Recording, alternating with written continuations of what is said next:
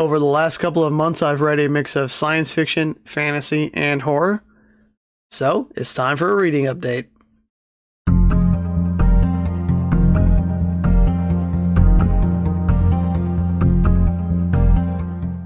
So, a couple of weeks ago, I was fortunate enough to be a part of a book talk with Peter Watts, and that is on YouTube. So, I'll add that link down below in the description. We talked about everything from what is consciousness to where Peter gets his ideas for his characters, and all kinds of really interesting intellectual discussions. Peter Watts is definitely a very intelligent author. So if you're interested in checking out kind of a book talk, book interview with Peter Watts, please check that out. And in preparation for that, I did read Echopraxia, which is his. It's kind of a sequel, kind of a companion book to his novel Blindside. And I have read Blindside. I enjoyed it. It's kind of a difficult read at times. It's a sci-fi horror with a first contact scenario of an alien that is very difficult to understand. And it also has the little wrinkle thrown in of space vampires, which this book also brings back the vampires and also introduces zombies. So I like this book. I don't think I'll do a full review of it, but I can give you kind of my thoughts here. I liked it, but I thought the plot was a little unfocused at times. And because, so in this book, a biologist named Daniel Brooks gets he's in the desert doing his studies, and he kind of ends up wrong place, wrong time, and gets picked up in the middle of this kind of battle between some vampires and zombies and this hive mind sect of religious monks. Yeah, sounds crazy. And he kind of gets picked up in it and ends up on this ship called the Crown of Thorns with all the monks, and they blast off into space, and he's on board, whether he wanted to be or not. The main thing with this book is, so Daniel Brooks is a baseline human. He doesn't have any enhancements, any cybernetics. He's just a regular old person, and he is surrounded by all these genetically enhanced or this hive mind of monks, a pilot and crew members who are genetically enhanced or have implants, a soldier who's been enhanced, and a vampire, which the vampires are also intellectually superior to humans. So all these people around him are way smarter than he is. So the whole book, he has no idea what's going on. And because he has no idea what's going on, we as the reader, we also don't know what's going on. So I thought that led to kind of a disjointed narrative that was kind of hard to follow at times. But the concepts are really, really fascinating in this. It's kind of like, are humans destined for extinction? Are they going to be replaced by these subspecies of human? The vampire, of course. So the vampires are not human. They're vampires. They're actually vampires. But what Peter Watts does with the vampires is he basically says, if vampires existed in reality, what would they look like? How would they have come to be? He takes kind of a hard science look and applies it to the vampires. So yeah, everything, if you want to have a kind of a scientific examination of what a vampire would look like if it were real, why they can't stand to look at the cross, the symbol of the cross and things like that. And, and the kind of predator that they would be and all this. And they have, do they have a consciousness like humans do? They're far more intelligent. Anyway, also all this gets applied scientifically by Peter Watts. And it's a hard science fiction novel. But yeah, so I did enjoy it. I did like the concepts, the questions of, consciousness, of is there a new subspecies of humans that are going to replace us because everything else is so much more intelligent, and humans are, kind of killing their own planet. So they're destined for extinction. But they shoot up into space, and they, encounter some alien life forms that are also have their own version of intelligence. So read it for the concepts, but expect kind of a difficult to understand plot. And if you read Blindsight, you probably kind of know what to expect from Peter Watts, but I would definitely start with Blindsight if you haven't. Science fiction horror is how I would categorize these two novels, Blindsight and Echopraxia. I also read the Asimov Science Fiction Magazine issue of the May-June issue. And so the issue before that I really did enjoy. I thought the stories were pretty much all high quality. This next issue, not so much. There were very few stories I enjoyed. I didn't have a single 5-star. There was a follow-up, Quantum Ghosts Part 2 by Nancy Kress.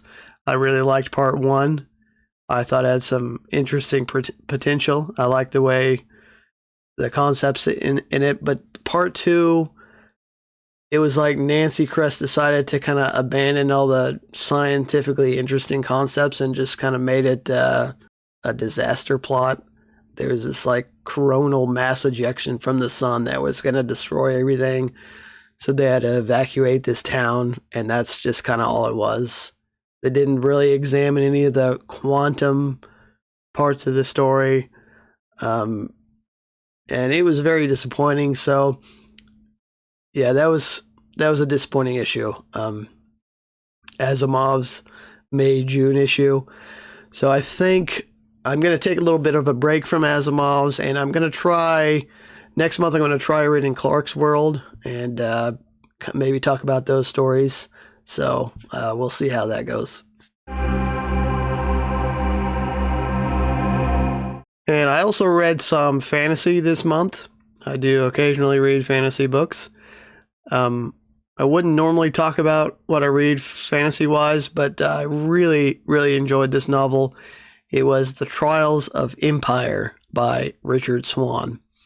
And this is the third book in his Empire of the Wolf trilogy. And it's a fantasy horror trilogy. Really enjoyed this conclusion to his story. A lot of great horror elements, great character-driven story. It's got this guy named Sir Conrad von Volt. He's a justice. He has to kind of go around the world, the land, and enacting justice for crimes and things like that. But there's this story with a priest who's gotten into some dark magics and bringing back demons and things like that. And there are a lot of good horror elements in this. So if you like fantasy horror, if you want to try that out, there's not a whole lot of fantasy horror out there. But this whole trilogy, starting with The Justice of Kings, I would definitely recommend reading it. I loved all three books. And I, eager to see what Richard Swan does next. He is starting a new trilogy. The first book is out. I haven't read it, but really enjoyed his Empire of the Wolf trilogy, and I would recommend that one for sure. So the next book I read was kind of another horror, maybe a little bit fantasy, but mostly horror. And it's from someone who gets a lot of awards in the speculative fiction community. And she's won a few Hugo Awards. It is T. Kingfisher's novella, What Moves the Dead.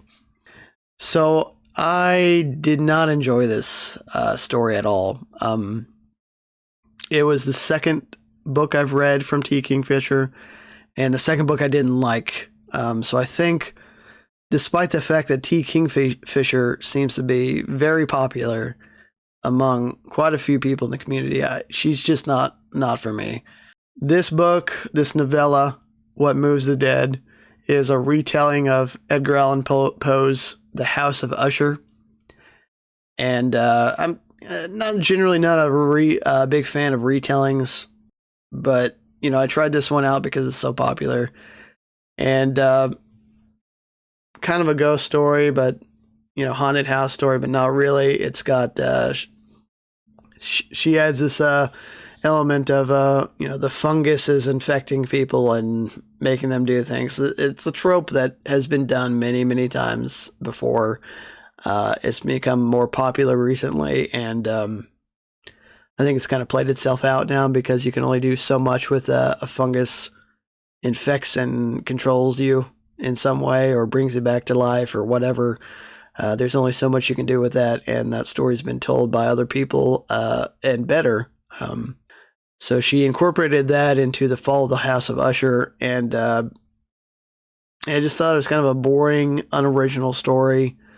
Didn't really bring anything new to the genre, and I just don't understand the praise she gets, but I think she's just not an author for me. So getting into a couple of my current reads, I am currently reading an Alien novel, Alien Cold Forge by Alex White. So I'm kind of reading this in conjunction with the new series on Hulu, Alien Earth. So if you're a fan of sci-fi horror, which I am, and I really like the Alien franchise, so I have read a couple of the Alien books before this. They're not great. You know, you kind of when you have books that are novelizations based on a, you know, movie franchise, you know, they're not always going to be the greatest books. So if you're interested and you like the Alien franchise, you know, you might try picking up the books just to see how they are. This one is not based on any of the movies or the show. It's a new original story. I would say probably needs to be read after the Aliens movie. So Alien and Aliens, and then you could read this one. It's okay. You know, it's okay. It's there's not very much horror element to it. It's all pretty much action. So it's more like the Aliens movie than Alien, as Aliens was the one with, you know, had more of the action in it, less of the horror.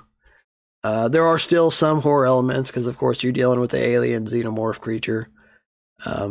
But both has two main characters, both of them very unlikable. So, and it's a very action-oriented plot. It's okay. I might do a review, I might not, I don't know, but we'll see. I'm also reading a novella called The Sisters of the Vast Black, and that is a science fiction story about nuns in space. So it's actually a pretty good story. These nuns live in a organic living spaceship.